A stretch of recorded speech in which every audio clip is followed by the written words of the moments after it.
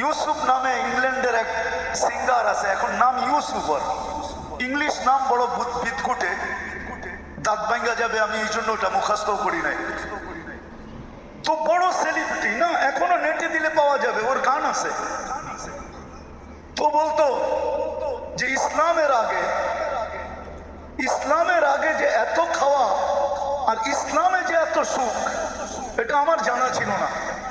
আমি তো ভাবতাম আমি বড় সেলিব্রিটি, মেয়েরা আমাকে ছোঁয়ার জন্য পাগল ছিল, অটোগ্রাফ নেওয়ার জন্য হুড়াহুড়ি হইতো, আর গান যখন গাইতাম তো পাউন্ডের বৃষ্টি পড়তো। তো মসজিদে বসে বলতেছে, মুফতি সাহেব খোদার কসম করে তোমাকে বলতেছি, দুনিয়া আমার দিকে তাকায় ছিল, কিন্তু আমার ভিতরে যে একটা অগ্নিগিরি ছিল, বলছে দুনিয়ার সবচেয়ে বড় অগ্নিগিরিকে হার মানায় দিত আমার দিলের ভিতরে যে অগ্নিগিরি ছিল, শূন্যতার অগ্নিগিরি। বলে আমি যেদিন মুসলমান হইলাম ওই দিন মনে হয় যে ওই অগ্নিগিরিটা কোথায় হাওয়া হয়ে গেল।